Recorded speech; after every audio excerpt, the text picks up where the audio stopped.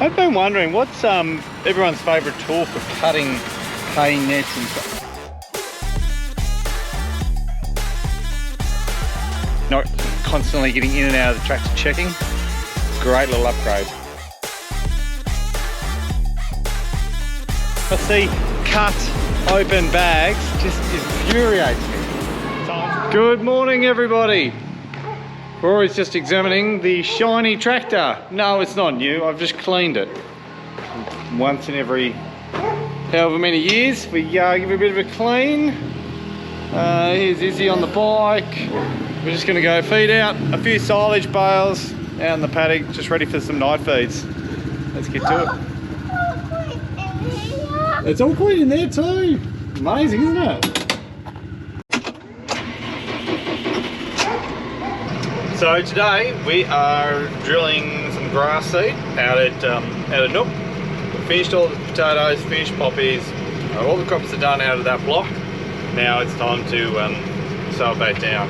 So we've worked the ground out there a couple of times now, disc, and then we've rolled it.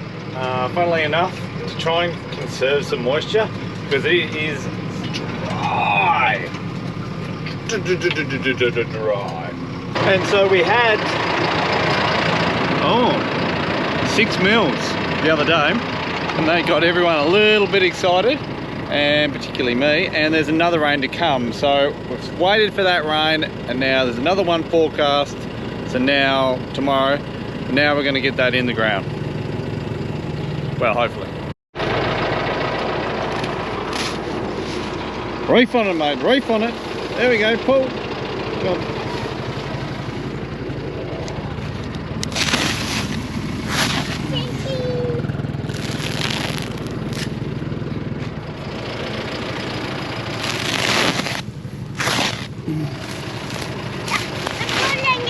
Yep. Good job.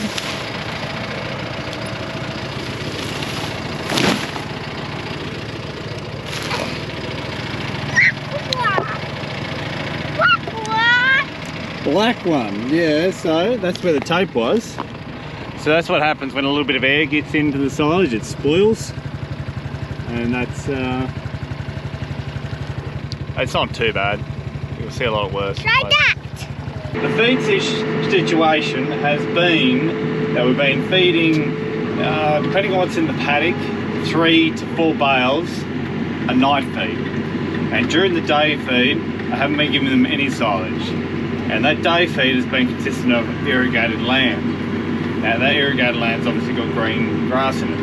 Everything else that I've been feeding silage out onto is technically dry land, so it hasn't had anything, well, anything significant.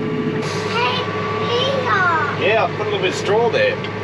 So what's happening now is that we are late April, and it is starting to slow even the irrigated stuff. So even if we're irrigating, we're not back onto it as quick as what we were. We were working on a 30-day round, and now we're going to try and push it out to 40, 45, 50. And to do that, I still want to give them green grass during the day. It's just I'll give them a little bit less, and I'll give them some silage with it. So therefore our silage intake has gone up even further. Puts the screws on us a little bit more. We've actually started buying some more silage. We just bought 30 bales the other day, and I reckon, the door's squeaking. I reckon we're gonna have to buy another 100, I reckon. And what did we pay? About $100. So yeah, that's just how it is. Just got caught that gateway. So what we're going to do in this paddock here, this is a dryland paddock. Although it looks green, there's nothing really here. So we'll give them 3 bales in this paddock for their night feed.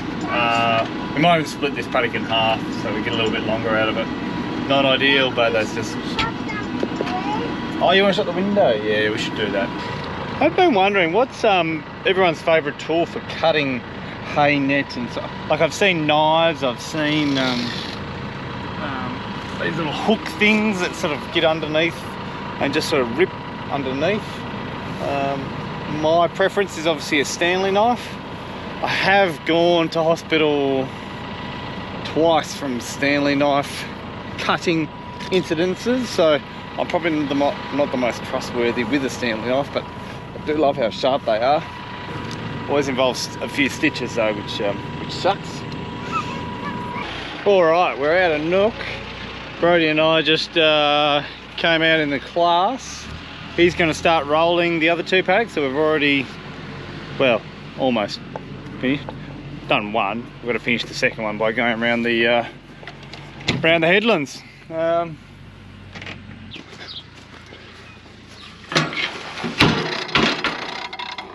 It's a wee bit dusty.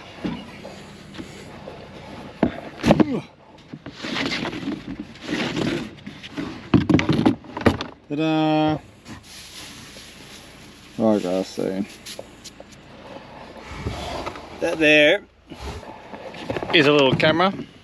It's the best little investment for this. So you can be driving along and you can check how much seed's in there, right up to the very last sort of couple 100 grams. So you're not constantly getting in and out of the tractor checking. Great little upgrade. Actually, and while I'm thinking about it, oh, how many videos ago when I was talking about this grain drill, we were talking about the rollers and how we could change to different, change to different settings. Anyway, there's someone that commented, and I've got to thank them so very much. They're like, oh, you can change what's in those rollers. So now we've got it spot on. Like it's running at about, the drill's running about 50% of the rate that it needs to run. Whereas before I was back around 10%. So it's only just going, where now it's going 50% of its total speed. That way I can slow down or speed up to match what we're drilling. Speaking of what we're drilling, this here. Oh, Shogun. So I'm pretty sure this has actually now been superseded by another Samurai, I think, which has just got a different end of fight.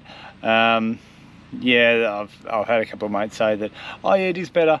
Yeah, I doubt it'd be a whole heap better. So with ryegrasses, we've got we've got annuals, Italians and perennials. Annual, 1 year, Italian, 2 to 3 years, perennial, 5+ years.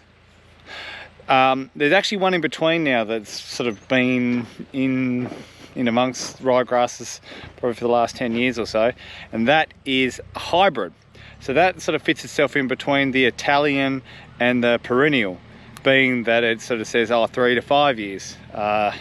Even though there was a variety we grew years and years ago called Barbaria, we actually managed to get 10 years out of it. So it's not to say that you won't get more, but that's just where they've sort of slotted it in with longevity standpoint. So Shogun for us, it's going to have really good fit in that it's going to have a bit of winter production, which is sensational. Always chasing that. We value probably winter production more than anything, because we can always grow grass in spring, because we've got moisture, we've got heat, and it just goes. Whereas winter, it gets cold. We're not usually lacking in moisture, but it's just cold. And so possibly the most important feature, just turn everything on, the most important feature of Shogun is that it is fantastic as a silage or a hay type of grass, and this is what these paddocks are going to be used for that sort of production. I think we've got about 11-12 hectares out here, and hopefully we can just cut bulk silage and hay, which will still go into a round bar because that's easy for us to use. Pit, this block is about 10k away from the home farm. It's probably not as advantageous for us, so put it into rounds, just works for what our system at the moment. So go to this little screen, loading database. Gives us a good opportunity to let things warm up in the tractor. Might sneak away from this tree-like edge thing. So that's details. We're 86% done on that middle paddock. If I go accept, go to our little run man. and load the page for us. So that there, I'll just maximise it. I don't know how well it's coming out, but that there is actually the seed, and that's that little line there. That's the layer of seed as it's going down. So once it's almost empty, we can see the very bottom of it. Very handy. That's the rest of the paddock. We'll go there and give it a go. Oh, little piece to add is that we are drilling this Shogun at 30 kilos to the hectare. I'm pretty sure it's a recommendation of 25 to 30 kilos as it is. 25 is probably ample for a longevity point of view, like you'll still have enough plant numbers, but 30 probably just helps it get established just a little bit quicker and potentially have it grazing a little bit earlier. Like I said, in winter we value that a lot.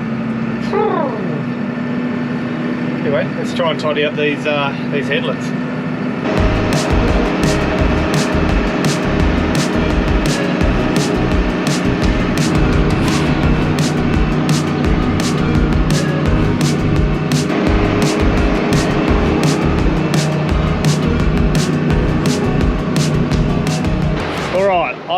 I've posted this on Instagram already, so people that follow me on Instagram, they would have already seen it.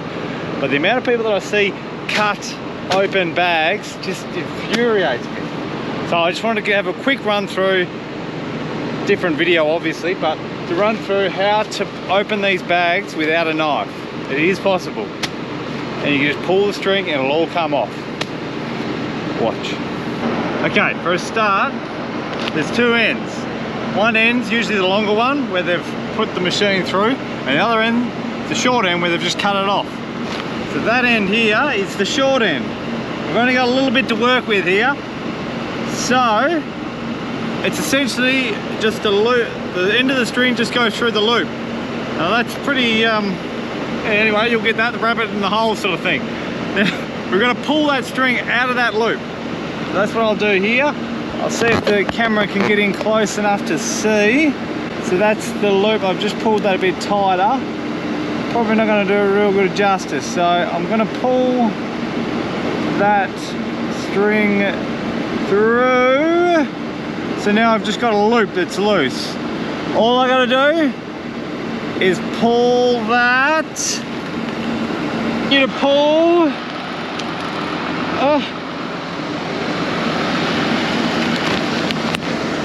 And there you go. It's that easy. Just gotta pull that loop through. Look, no ripping, no knife. I don't have a real good history with knives and cutting myself, so this is by far and away the better way to do it. But it is that simple. Again, I've already posted it on Instagram, so if you've seen it, sorry, but I thought I'd better highlight it through the YouTube channel that it is possible, people. So I'm just gonna throw these couple of bags in.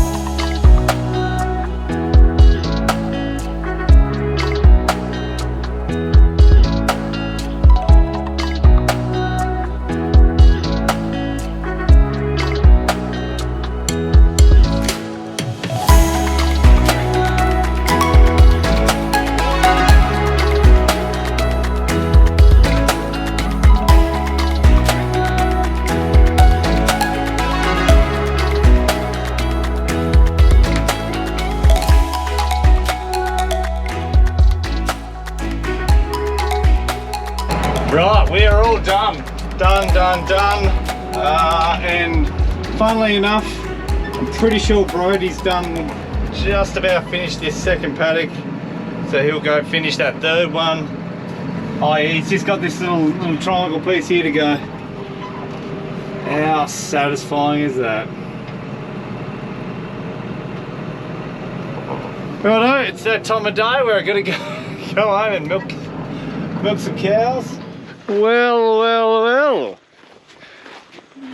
2 days on from last filming and it rained. 16 mils in total. Hence why I've got the bib and brace still on. It's pretty muddy in places now, even from only 16 mils, which is a really pleasant surprise.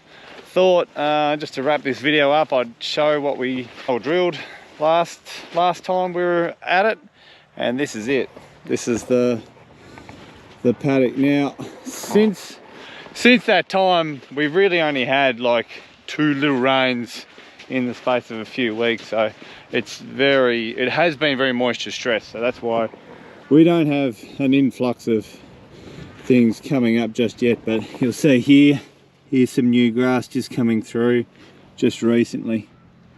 So overall not too bad considering. So, but that 16 mil will be fantastic on that paddock out there at Nook. Hopefully paddocks, they'll be off and away with the races. So that'll do for today's video, guys. Thanks for watching. We'll see you again soon.